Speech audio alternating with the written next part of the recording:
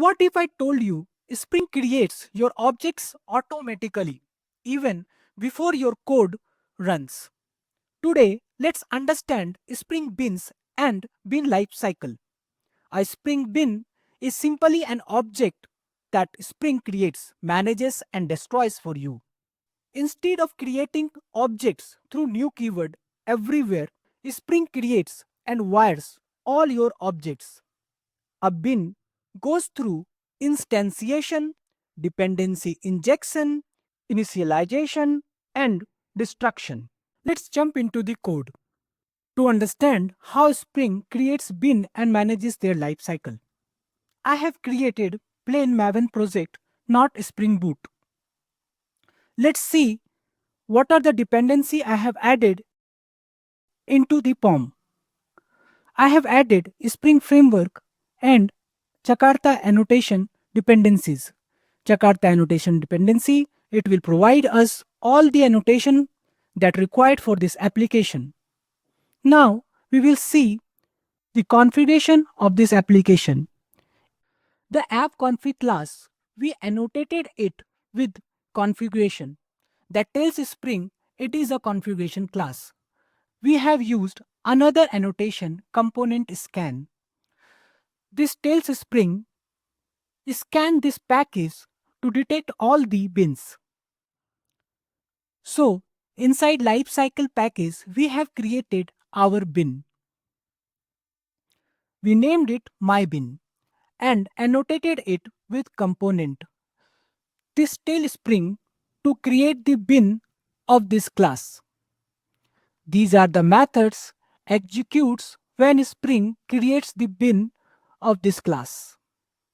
To understand dependency injection phase, we have created another bin and marked it at the rate of component. Again, this component annotation tells Spring to create the bin of this class. We will inject this dependency into our main bin through AutoWire annotation. So AutoWire annotation used to inject the dependency into the bin. Let's manually create a Spring IoC container. I have already created it inside main app class. Annotation config application context, it is a Spring IoC container. We have created its object through app config. Let's execute this application and see how Spring created the bin and manages its lifecycle. Now watch carefully. What happens when a Spring container starts? This line creates the Spring IoC container. The moment this line executes, Spring Beans is scanning the package defined in component scan. Spring sees our bins, dependency bin and my bin, and starts creating them. First, Spring instantiates all the bins. So you will see this in the console. This message, Spring has created the object of dependency bin. Next, Spring creates my bin. This message comes from constructor of my bin. This is the instantiation phase. Notice how Spring printed dependency bin instantiated before creating my bin. That's because my bin is dependent on dependency bin. So Spring injects the dependency before initializing the main bin. This message comes from the post construct method. After Spring injects all dependencies, it calls initialization method. At this stage, the bin ready to use. When we call context get bin mybin.class, we are simply retrieving the already created bin from the Spring container.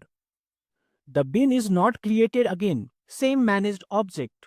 So at this point, the complete sequence is instantiate dependency, instantiate main bin, inject dependency, initialize the post construct, bin is ready for use.